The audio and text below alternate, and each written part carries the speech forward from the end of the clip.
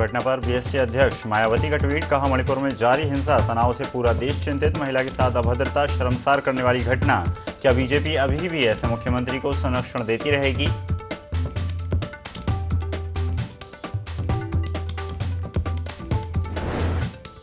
मुरादाबाद में भीषण सड़क हादसा, डीसीएम वाहन ने खड़ी ट्रैक्टर ट्रॉली को मारी टक्कर, हादसे में डीसीएम सवार 4 लोगों की मौत। घटना पर सीएम योगी आदित्यनाथ ने जताया दुख।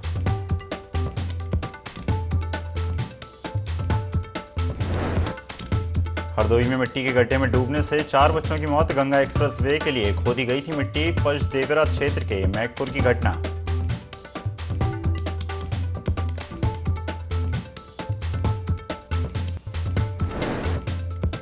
लखनऊ में कांग्रेस की महिला कार्यकर्ताओं का जोरदार प्रदर्शन, मणिपुर की घटना और महंगाई को लेकर जताया विरोध। विधानसभा घेरने जा रही महिलाओं को पुलिस ने रास्ते में रोका।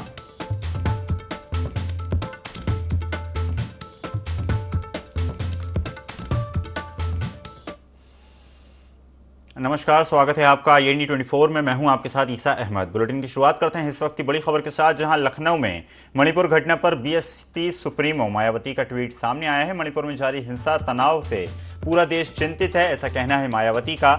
आगे मायावती ने ट्वीट करके जानकारी दी कि महिला के साथ अभद्रता शर्मसार करने वाली घटना है। भाजपा और उनकी सरकार को शर्मसार करने वाली घटना, मणिपुर की कानून व्यवस्था पहले से ही चरमराई हुई है। क्या बीजेपी अभी भी ऐसे मुख्यमंत्री को संरक्षण देती रहेगी? ऐसा कहना है बीएसपी सुप्रीमो मायावती का। लखनऊ से बड़ी खबर आपको बता रहे हैं। मणिपुर हिंसा पर अनेक राजनीतिक दल के कई सारे नेता अपनी प्रतिक्रिया दे चुके हैं और इसी कड़ी में बीएसपी अध्यक्ष मायावती का भी ट्वीट सामने आया और उन्होंने भारतीय जनता पार्टी सरकार पर तीखा प्रहार करते हुए कहा कि मणिपुर हिंसा सभी के लिए शर्मसार करने वाली घटना है और अभी भी क्या भारतीय जनता पार्टी ऐसे मुख्यमंत्री को संरक्षण देती रहेगी? मायावती ने भारतीय जनता पार्टी की कार्यप्रणाली पर सवाल खड़ा किया है। क्या बीजेपी अभी भी ऐसे मुख्यमंत्री को संरक्षण देती रहेगी? मणिपुर की कानून व्यवस्था पहले से चरमराई हुई है। भाजपा और उनकी सरकार को शर्मसार करने वाली घटना सामने आई है। इस खबर पर ज्यादा जानकारी के लिए विनय मिश्रा, ब्यूरो चीफ, हमारे साथ जुड़ गए हैं। विनय, जिस तरह से मणिपुर हिंसा पर लगातार कई सारे राजनीतिक दलों की प्रतिक्रिया सामने आई थी और इसी कड़ी में बीएसपी सुप्रीमो ने भी ट्वीट करके जानकारी दी है कि जो घटना हुई है वो शर्मसार करने वाली है, क्या कहना चाहेंगे? जी बिल्कुल, यहाँ बता दूं कि बीएसपी प्रमुख मायावती ने जो है ट्वीट करके जो है मणिपुर में जो मामला हुआ है महिला के साथ अभद्रता संस्कार करने वाली है, जिससे पूरे देश की महिलाओं को आहत पहुंची है और इसको लेकर के जो है महिला आयोग ने भी एक्शन लिया है। और यहाँ पे जो मायावती ने जिस प्रकार से ट्वीट किया है कि भाजपा और उनकी सरकार को शर्म आनी चाहिए इस घटना को लेकर के, और मणिपुर की जो कानून व्यवस्था उस पर भी उन्होंने सवालिया निशान यहाँ पे साफ तौर पर उठाया है और साफ तौर पर बीजेपी को उन्होंने कहा है कि ये संरक्षण दे रही है। कि ये जो मायावती का ट्वीट हुआ है ये अपने आप में एक बड़ा सवाल भी खड़ा करता है कि जो कानून व्यवस्था है देश की, उसको लेकर के जो है बीजेपी से सवालों के घेरे में आई है। जी बिल्कुल विनय, बने रहिएगा हमारे साथ, आगे भी आपसे जानकारी साझा करते रहेंगे।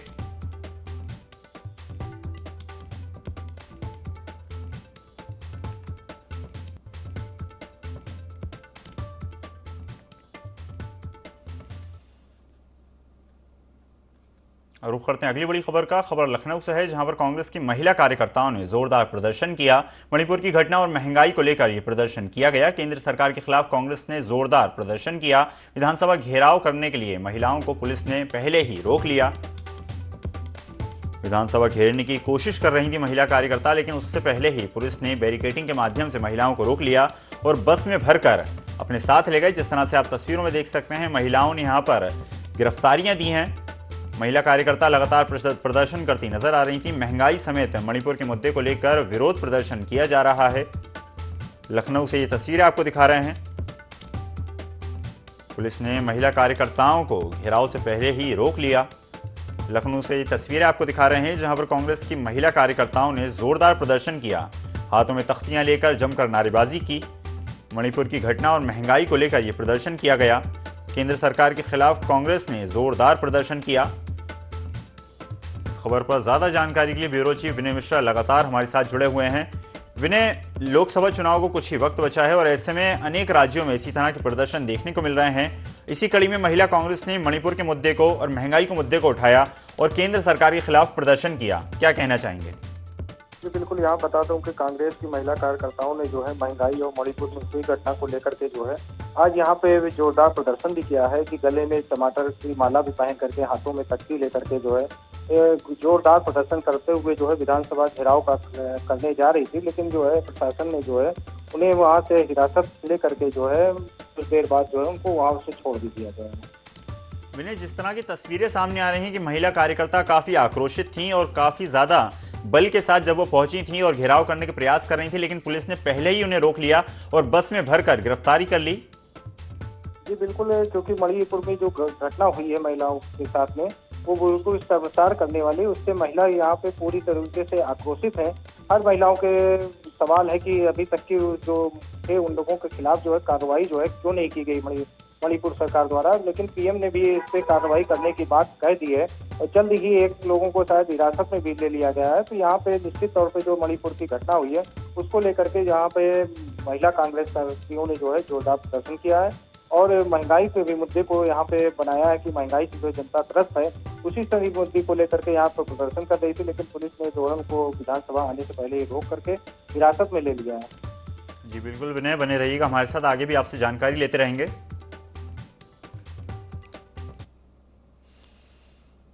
रुख करते हैं अगली बड़ी खबर का, जहां बिल्डर का अपहरण करके 27 लाख रुपए वसूलने का मामला सामने आया है। पुलिस कर्मियों पर भी इस पूरे मामले में कई सारे गंभीर आरोप हैं। ट्रांसपोर्ट नगर चौकी प्रभारी पर लगे हैं गंभीर आरोप। आपको बता दें, दरोगा धीरेन्द्र प्रताप सिंह, 2 सिपाहियों पर गंभीर आरोप लगे हैं। 22 लाख का चेक और 5 लाख कैश वसूले गए हैं। धमकाने और मारपीट करने का भी आरोप है। लग्जरी कारों की धोखाधड़ी का आरोपी है बिल्डर। जालसाज चमन लाल की बेटी ने की है शिकायत। पुलिस कमिश्नर से मिलकर शिकायत की गई है। डीसीपी दक्षिण इंस्पेक्टर सरोजनी नगर को फटकारा गया है। सीपी ने चौकी प्रभारी को भी जमकर फटकार लगाई है। पुलिस कमिश्नर ने 2 सदस्यीय जांच टीम गठित की है। इस खबर पर ज्यादा जानकारी के लिए ब्यूरो चीफ विनय मिश्रा लगातार हमारे साथ जुड़े हुए हैं। विनय, जो मामला सामने आया है कि बिल्डर का अपहरण किया गया और उससे 27 लाख रुपए की वसूली की गई और साथ ही साथ पुलिस वालों पर भी गंभीर आरोप लग रहे हैं, उनकी भी संलिप्तता इस पूरे मामले में देखी जा रही है। क्या है पूरा मामला? जी बिल्कुल, यहाँ बता दूं कि बिल्डर का अपहरण का जो मामला है 27 लाख रुपए का, तो इसमें कोई दूसरा नहीं बल्कि पुलिस कर्मियों की ही मिलीभगत नजर आ रही है, क्योंकि जो आरोपी था बिल्डर, उसकी बेटी ने जब मामले शिकायत जो पुलिस कमिश्नर से इसको की तो पुलिस विभाग में जो है हड़कंप मच गया कि जो आरोप लगाया जा रहा है वो पुलिस कर्मियों पर ही लगाया जा रहा है कि 5 लाख रुपए की नकदी और 22 लाख रुपए का चेक वसूलने का काम जो है चौकी इंचार्ज द्वारा किया गया है।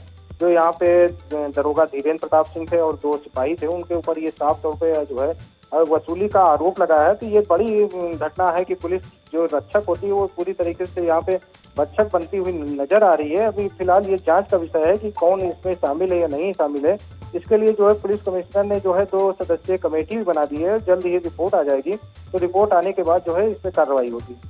जी बिल्कुल विनय, बने रहिएगा हमारे साथ, आगे भी आपसे जानकारी लेते रहेंगे।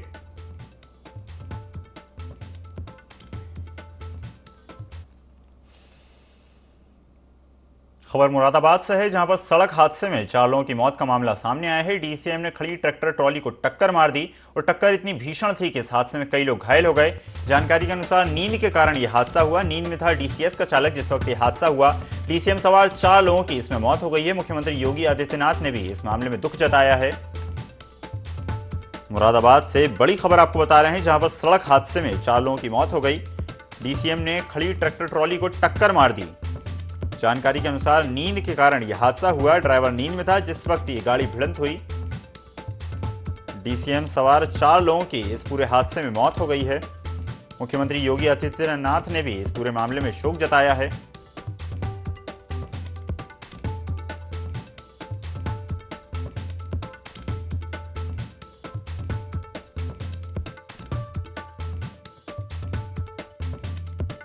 से चलती हुई डीसीएम आ रही थी। मैनाढेर थाने से करीब 1 किलोमीटर पहले एक ट्रैक्टर ट्रॉली रोड के किनारे खड़ा हुआ था और डीसीएम ने पीछे से आकर उस ट्रैक्टर ट्रॉली में टक्कर मारी, जिसमें कुछ मजदूर लोग सवार थे, जिसमें एक मजदूर की मौके पर मृत्यु हो गई और 6 लोग अन्य घायल हुए, जिनको हॉस्पिटलाइज कराया गया।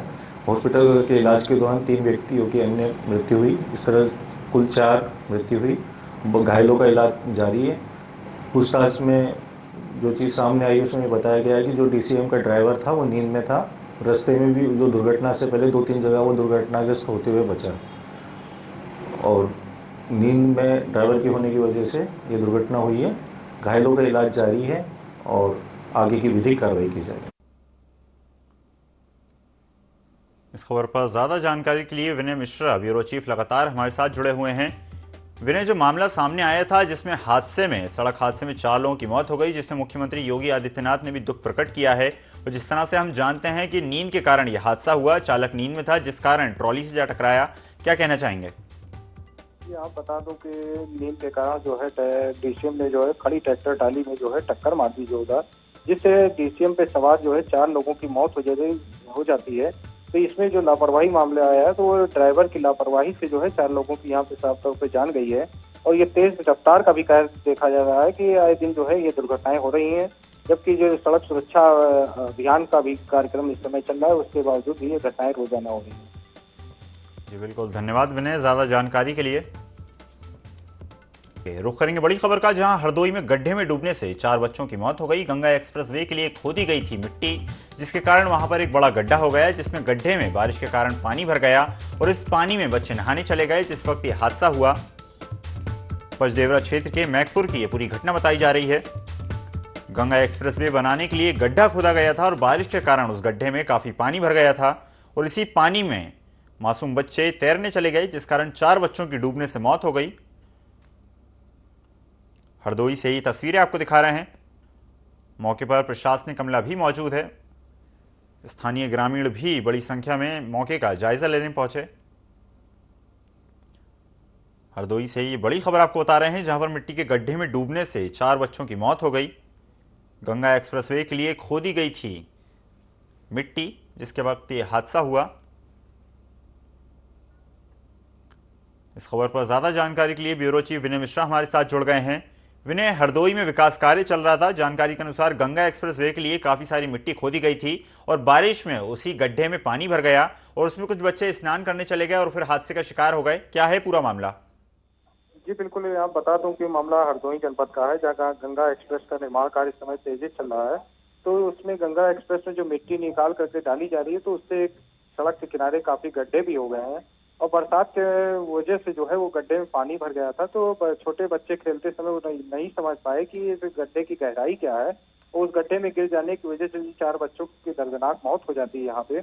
और शासन प्रशासन द्वारा भी जो है उनको आर्थिक सहायता दिलाए जाने की बात भी कही गई है और जो गड्ढे हैं उनको लाल पट्टी लगा करके जो है उसको बैरिकेडिंग भी की जा रही है कि यहाँ पे बच्चे अब न जाए। डीएम ने वहाँ पे जो जितने भी किनारे हैं उन जगहों के लिए जो है लाल बैरिकेडिंग लगाने का निर्देश भी दिया है। विनय, प्रशासन की कहीं ना कहीं साफ तौर पर लापरवाही देखी जा सकती है कि सुरक्षा के पुख्ता इंतजाम वहां पर किए जाते हैं जहां पर इस तरह का निर्माण कार्य किया जाता है, लेकिन कहीं ना कहीं गार्डों का अभाव था वहां पे, जिस कारण लगातार बच्चे वहां पहुंच रहे थे, स्नान कर रहे थे और फिर हादसे का शिकार हो गए।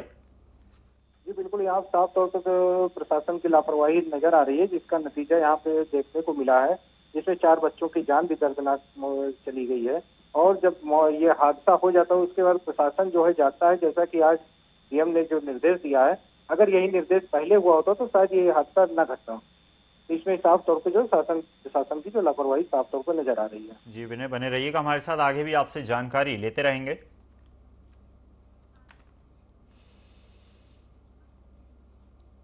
रुख करते हैं अगली बड़ी खबर का, जहां बस्ती में 40 करोड़ से ज्यादा के सड़क घोटाले का मामला सामने आया है। बिना शासन की स्वीकृति धनराशि की गई है खर्च। आपको बता दें, तत्कालीन अधिशासी अभियंता को बर्खास्त किया गया है। तत्कालीन अधिशासी अभियंता आलोक रमन बर्खास्त किए जा चुके हैं। साथ ही साथ सहायक अभियंता विनय राम को भी निलंबित किया गया है। अरविंद मौर्य का एक्स-ईरेन पद पर हुआ था प्रमोशन, जिसके बाद ये मामला सामने आया है। लोक सेवा आयोग से सहमति मिलने के बाद बर्खास्ती की गई है। 13 अवर अभियंताओं को भी मामले में माना गया है दोषी। इस खबर पर ज्यादा जानकारी के लिए ब्यूरो चीफ विनय मिश्रा लगातार हमारे साथ जुड़े हुए हैं। विनय, बस्ती में जो 40 करोड़ से ज्यादा का सड़क घोटाले का मामला सामने आया था, कई सारे अधिकारी इसमें संलिप्त पाए जा रहे हैं। लगातार जांच जारी है, क्या कुछ खुलासे हो सकते हैं? जी बिल्कुल, यहाँ पे बता दूं कि मामला जो है 2017-18 का है, जहाँ पे पीडब्ल्यूडी विभाग द्वारा जो है 40 करोड़ के घोटाले का मामला सामने आ रहा है। तो सबसे वजह बात तो ये है कि बिना शासन की स्वीकृति के जो है तमाम ऐसी सड़कों का निर्माण कार्य करा दिया गया, जो कि केवल कागजों पर नजर आया। जब इसकी जांच हुई तो इस जांच में जो है तमाम जेई हैं, एसडीएम हैं, जो इसमें जो संलिप्त पाए गए हैं, जिसपे जो है 10 जेई के खिलाफ और एक एसडीएम के खिलाफ निश्चित तौर पर यहाँ पे कार्रवाई भी हो सकती है। और शासन को ये रिपोर्ट भी जा चुकी है, लेकिन जल्द ही जो है इन लोगों पे कार्रवाई होना निश्चित है। जी बिल्कुल विनय। विनय, इसमें जो मामला सामने आया है कि शासन की अनुमति नहीं थी, शासन की स्वीकृति के बगैर ही धनराशि का व्यय किया गया, तो ये किस तरह का मामला है कि शासन की स्वीकृति के बगैर ही जो है धन व्यय किया जा रहा है? पीडब्ल्यूडी विभाग का कुछ ऐसी सड़कें होती हैं जिसका निर्माण कार्य जो है बिना शासन की स्वीकृति के भी हो जाता है, तो उसको छोटी छोटी दिखा देते हैं 200 मीटर 300 मीटर के लिए, लेकिन तब भी जो है उसकी सूचना तो है शासन में भेजी जाती है, लेकिन उस सूचना को यहाँ पे शासन पे नहीं भेजी गई, क्योंकि इस मामले में जो है वह भ्रष्टाचार करना था अधिकारियों को। तो लेकिन जब मामला जो खुलासे होते हैं तो उसकी जब जाँच हुई है तो तब मामला ये खुलासा, क्योंकि मामला जो है 17-18 का है और अब जाकर के इस मामले का खुलासा हुआ। जी बिल्कुल विनय, बने रहिएगा हमारे साथ, आगे भी आपसे जानकारी लेते रहेंगे। तो जिस तरह से हमारे सहयोगी ब्यूरो चीफ विनय मिश्रा बता रहे थे कि शासन प्रशासन की प्रणाली में ही कहीं ना कहीं इस तरह के लूप होल हैं कि बिना जानकारी के ही इस तरह का खर्चा कर दिया जाता है।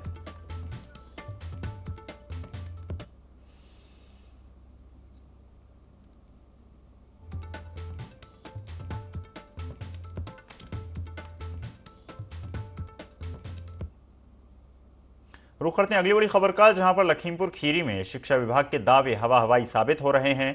10 साल से खुले आसमान के नीचे चल रहा है प्राइमरी स्कूल। आपको बता दें 10 साल से खुले आसमान के नीचे पढ़ाई करने को मजबूर है नौनिहाल। 2013 में हुए कटान में घाघरा नदी में समा गया था प्राइमरी स्कूल, जिसके बाद से स्कूल बनाने के लिए कोई पुख्ता कदम नहीं उठाए गए, ना ही कोई स्थायी व्यवस्था की गई। रमिया बेहड़ ब्लॉक के मोटे बाबा गांव का ये पूरा मामला बताया जा रहा है। शिक्षा व्यवस्था के ऊपर एक सवाल इन दृश्यों से खड़ा हो रहा है जिस तरह से ये मामला सामने आया। 2013 में हुए कटान में घाघरा नदी में समा गया था प्राइमरी स्कूल, जिसके बाद से ना ही जनप्रतिनिधियों ने मामले में संज्ञान लिया, ना ही शिक्षा विभाग के अधिकारियों ने इस मामले में संज्ञान लिया, और आज तक लगातार खुले आसमान के नीचे प्राइमरी स्कूल का संचालन किया जा रहा है। स्थानीय लोगों के अनुसार लगभग 10 साल से खुले आसमान के नीचे चल रहा है प्राइमरी स्कूल, जिस तरह से आप तस्वीरों में देख सकते हैं। इस खबर पर ज्यादा जानकारी के लिए ब्यूरो चीफ विनय मिश्रा लगातार हमारे साथ जुड़े हुए हैं। विनय, जो मामला सामने आया है कि जो लखीमपुर खीरी में प्राइमरी स्कूल का संचालन आज भी खुले आसमान के नीचे हो रहा है, और लगभग 10 साल पहले यहाँ पर प्राइमरी स्कूल था जो किसी दुर्घटनाग्रस्त होकर खत्म हो गया, लेकिन 10 साल के बाद भी आज तक मामले में संज्ञान नहीं लिया गया, ना ही बच्चों को स्कूल दिया गया। जी बिल्कुल, यहाँ बता दूं कि मामला जो लखीमपुर खीरी का है, जहाँ घाघरा की कटान में जो है विद्यालय उसमें समा गया था, और 2013 से ये मामला जो है खुले आसमान के नीचे जो है बच्चे पढ़ाई भी कर रहे हैं, और इसकी रिपोर्ट भी जो है शासन स्तर तक की और शिक्षा विभाग के आला अधिकारियों को जो है वहाँ के जो प्रिंसिपल हैं उनके द्वारा भेजी जा चुकी है, लेकिन इसके पे कोई कार्रवाई आज तक की नहीं हुई है, जिसके वजह से जो है बच्चे जो है अभी भी खुले आसमान के नीचे जो है पढ़ाई करने को मजबूर हैं। धन्यवाद विनय ज्यादा जानकारी के लिए।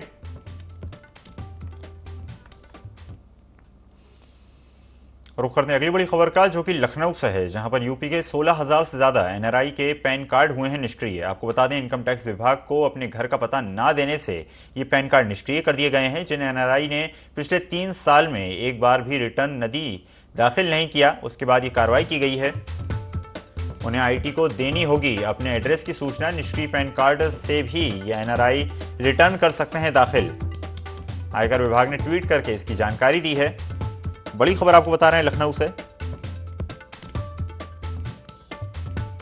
लखनऊ से बड़ी खबर आपको बता रहे हैं, जहां पर यूपी के 16,000 से ज्यादा एनआरआई के पैन कार्ड निष्क्रिय किए जा चुके हैं। इनकम टैक्स विभाग को अपने घर का पता न देने से निष्क्रिय हुए हैं ये पैन कार्ड। जिन एनआरआई ने पिछले 3 साल में एक बार भी रिटर्न नदी दाखिल किया,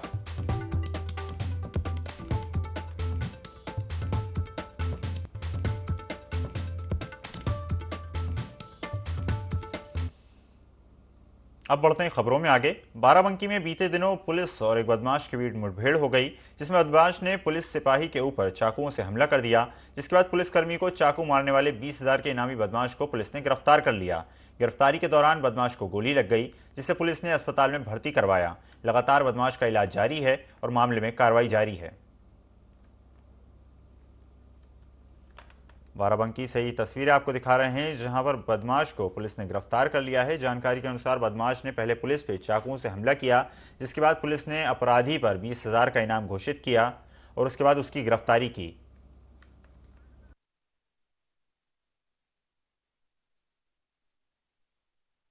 तारीख को जैतपुर में घटना हुई थी। रात को चेकिंग के दौरान कुछ बदमाशों ने हमारे एक कांस्टेबल पर जानलेवा हमला किया था और वहाँ पे तार कटिंग, जो बिजली का हाई टेंशन तार था, उसको काट डाले थे लोग। उसमें 3 लोग गिरफ्तार हो चुके थे। एक अभियुक्त उसमें अभी भी फरार चल रहा था, जो वांछित था हमारा, जिसपे इनाम भी घोषित किया गया था 20,000 रुपये के। लगातार हमारा टीमें कॉम्बिंग भी कर रही थी इस एरिया में बिजली कटिंग को लेकर के। तब आज अहमदपुर रोड पर पुलिस से उस घटना में वांछित चल रही इनामिया बदमाश रवि की पुलिस से मुठभेड़ हुई है। जब उसको रुकने के लिए कहा गया तो पुलिस पार्टी ने फायरिंग किया। तत्पश्चात पुलिस द्वारा की गई फायरिंग में उसके पैर में गोली लगी है, जिसको उपचार हेतु डिस्ट्रिक्ट हॉस्पिटल पे भेजा गया है। यहाँ पे मौके पर एक बैग मिला है, जिसमें आज भी वो कटर है जो बिजली के तार और काटने में लोग यूज करते हैं, और वो चाकू भी रखा है फिर जो उससे हमला किया था, और तमंचा भी मिला है 315 बोर का। ये सारी चीज़ें फोरेंसिक टीम भी यहाँ पे आ गई है और उनके इलाज की भी व्यवस्था की जा रही है और आवश्यक वैधानिक कार्रवाई की जा रही है। झांसी के राजेंद्र नगर में स्थानीय लोगों ने पहुंच नदी में एक युवक का शव देखा, जिसके बाद इसकी जानकारी पुलिस को दी गई। मौके पर पहुंची पुलिस ने शव को गोताखोरों की मदद से बाहर निकाला। हालांकि मृतक को पहचानना मुश्किल था, क्योंकि पानी में काफी देर तक रहने की वजह से मृतक का शरीर फूल गया था। फिलहाल पुलिस ने शव को पोस्टमार्टम के लिए भेज दिया है और आगे की कार्रवाई जारी है।